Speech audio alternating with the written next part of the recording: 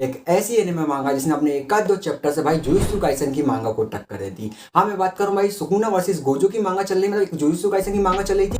उसी तरफ भाई इस मांगा ने अपने एक आध दो चैप्टर से भाई जुजुत्सु काइसन की मांगा को टक्कर दी। हाँ, मैं मानता हूं उसको ओवरटेक नहीं कर पाएगी वो, लेकिन भाई फिर भी भाई जुजुत्सु काइसन मांगा के आसपास पहुंचना भी काफी बड़ी बात है एक नई मांगा के लिए, नई एनिमे मांगा के लिए। भाई ये एनिमे मांगा भाई ना थर्ड नंबर पे रैंक कर रही थी। भाई सेकंड नंबर पे हमें पता भाई जुजुत्सु काइसन की मांगा है, लेकिन भाई थर्ड नंबर भाई कागुराबाची मतलब यारी एनिमे वाली मांगा ने भाई रैंक बनाई अपनी। तो इसकी स्टोरी कुछ ना कुछ तो खास होगी, तब भी भाई ये टॉप 3 तक पहुंची है। तो चलो इसकी स्टोरी के बारे में हम बात करने वाले हैं। अब मैं तुम्हें इस मांगा को एक्सप्लेन करूंगा, इसकी स्टोरी के बारे में हम कुछ बात करने वाले हैं। अभी तक मैंने कोई सी मांगा एक्सप्लेन नहीं करी है, तो थोड़ा एडजस्ट कर लेना, कुछ गलती होती है तो देखो इस एनिमे मांगा की स्टोरी की हम बात करें तो इसकी कहानी कुछ इस टाइप से स्टार्ट होती है। स्टार्टिंग में हमें दो कैरेक्टर दिखाए जाते हैं जो होते हैं, एक बाप होता है इसके अंदर, एक होता है बेटा। भाई हम बेटे की बात करें तो बेटे का नाम होता है भाई चीरो। उसके जो डैड होते हैं ना भाई, वो होते हैं एक स्वॉर्डमिस्ट, मतलब वो होते हैं भाई कटाना बनाने वाले, मतलब तलवार बनाने वाले। अब वो दोनों को दोनों जा रहे होते हैं अपने तलवार बनाने के कारखाने की ओर।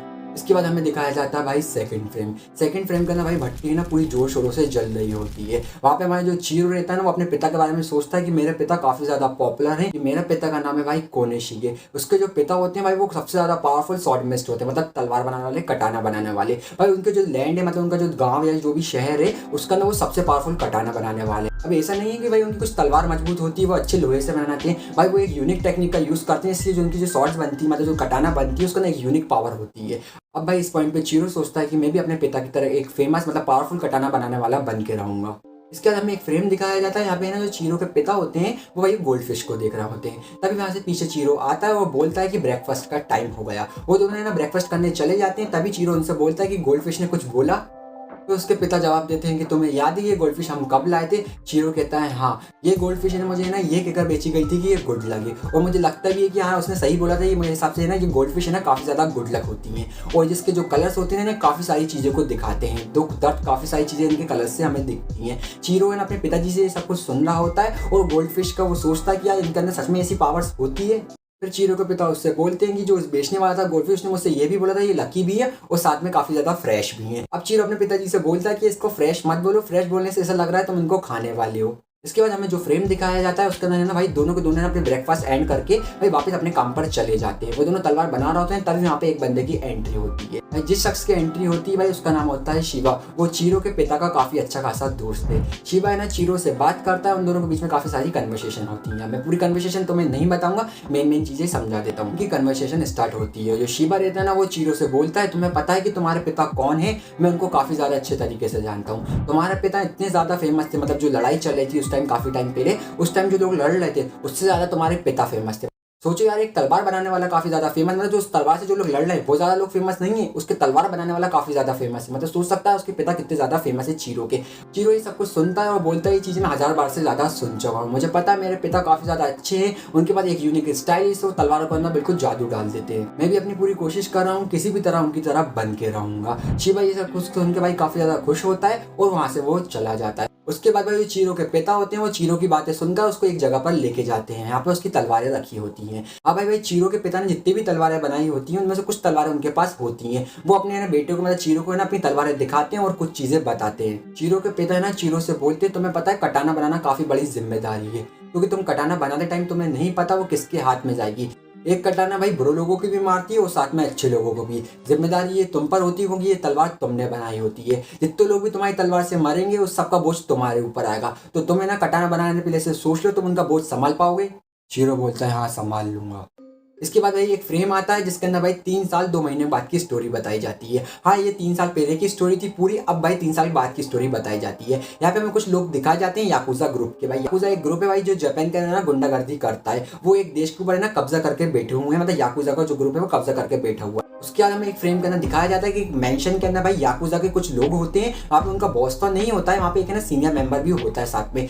वहाँ पर है ना याकुजा के लोग ना कुछ लोगों को मार रहे होते हैं। ये लोग जो मर रहे हैं ना भाई, ये वो लोग हैं जिन्होंने ना याकुजा के खिलाफ आवाज उठाई, मतलब याकुजा के साथ है ना लड़ने की कोशिश करी। भाई वहाँ पे ना 2 बंदे तो मर चुके होते हैं, लेकिन एक बंदा भाई जिंदा बचता है। तभी वहाँ पे ना एक बंदे की एंट्री होती है भाई जो होता है सॉर्सरर। अब भाई ये कोई नॉर्मल बंदा नहीं है इनके ग्रुप की तरह, इसके पास होती है भाई काफी अच्छी एक पावर। ये जो बंदा भाई ये सॉर्सरर है भाई, इसके पास एक जादुई शक्ति होती है। ये अपनी ना शक्ति का इस्तेमाल करके जो आखिरी वाला तीसरा वाला बंदा जिंदा था बचा था उसको एक ना एक पेड़ के अंदर फंसा देता, और जो पेड़ की पत्तियां रहती है भाई वो कांटे की तरह होती हैं। अब पता नहीं भाई इस बंदे के पास किस टाइप की शक्ति है, लेकिन ये सॉर्सरर है एक। यहाँ पे जो सॉर्सर रहता है ना भाई वो ना याकुजा का जो बॉस है, मेन वाला बॉस नहीं, यहाँ पे जो सीनियर बंदा जो बैठा हुआ है उससे वो बोलता है कि जब तक मुझे पैसे मिलते रहेंगे जब तक मैं तुम्हारे काम में दखल नहीं दूंगा। और साथ में ये चीज और बोलता है थोड़ी देर बाद ये पेड़ गायब हो जाएगा। उसका बोलते से ही ना वो कुछ करता है, वो पूरी आग की तरह जल के वो पूरा यहाँ से गायब हो जाता है। भाई सॉर्सर के गायब होने के बाद काफ़ी ज़्यादा लोग हैरान हो जाते हैं। और उसके बाद हमें एक सीन दिखाया जाता है, एक ट्रेन चल रही होती है। इस ट्रेन का नाम हमें दिखाया जाता है भाई चीरो। अब देखो चीरो काफ़ी ज़्यादा बदल चुका है, क्योंकि भाई हम 3 साल बाद चीरो को देख रहे हैं। उसके चेहरे पे एक काफ़ी खतरनाक निशान होता है, उसकी बॉडी, उसके पूरे चेहरे को, फेस को, एक्सप्रेशन देख को लगता है भाई वो काफ़ी ज़्यादा बदल चुका है। उसके साथ एक इंसान और होता है भाई, वो होता है शिबा। हाँ, वो उसके पिता का जो दोस्त होता है। वो दोनों भाई ट्रेन के अंदर कहीं सफ़र कर रहे होते हैं।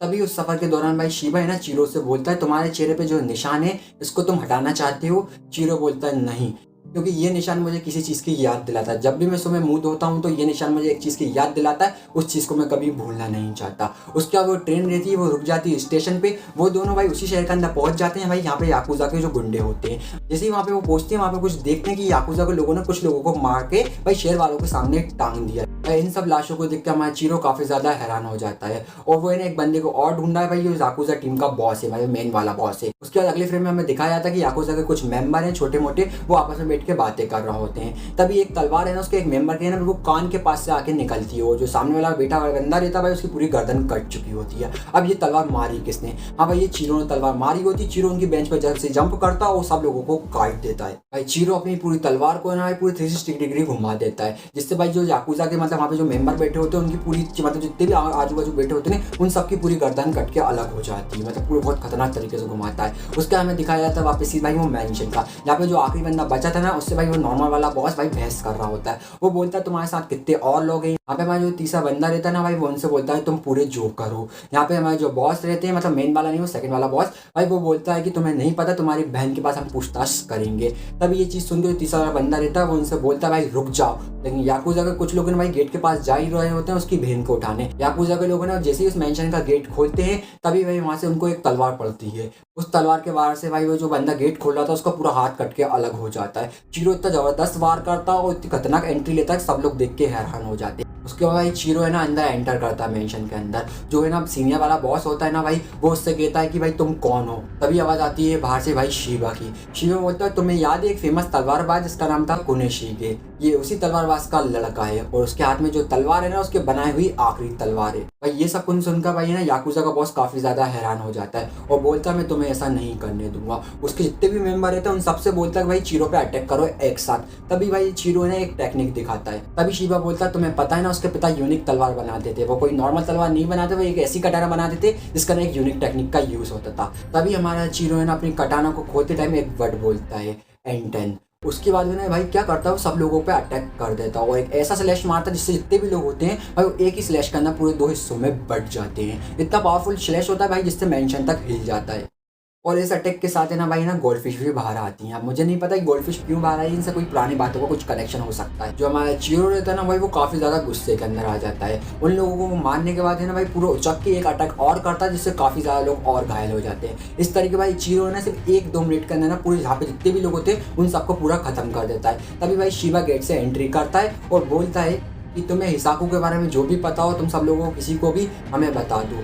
तभी आपका जो बॉस रहता है भाई वो हिसाकू का नाम सुन के भाई काफ़ी ज़्यादा हैरान हो जाता है, वो काफ़ी ज़्यादा डरने लगता है। वो बोलता है भाई तुम इस मॉन्स्टर के पीछे मत जाओ, जाओगे तो मर जाओगे। तभी हमारा चीरो वहाँ पे जवाब देता है कि मुझको फ़र्क नहीं पड़ता, वो मॉन्स्टर भी होगा तो तब भी उसको मैं काट दूंगा। तो यहाँ पे खत्म होता है हमारा फर्स्ट चैप्टर। अब देखो तुम्हें वीडियो सही लगी हो, मुझे मानता हूँ यहाँ पे काफ़ी सारी मैंने गलतियाँ करी हूँ क्योंकि मैं पहली बार कोई सी मांगा एक्सप्लेन कर रहा हूँ। मुझे पता है कोई मैं ऑफिशियल बंदा नहीं हूँ जो प्रोफेशनल तरीके से वीडियो बना दूँ, लेकिन मैं कोशिश कर रहा हूँ तुम लोगों के लिए हिंदी में कंटेंट लाने के लिए। और तुम लोगों को ये वीडियो थोड़ी बहुत भी अच्छी लगी हो, इसका पार्ट 2 चाहिए तो भाई इस वीडियो पे ना 2000 व्यू आएंगे तभी इसका मैं पार्ट 2 बनाऊंगा। और चैनल अच्छा लगा हो तो आप प्लीज़ सब्सक्राइब कर लेना। चलो मिलते हैं अपनी नेक्स्ट एक्साइटिंग वीडियो में।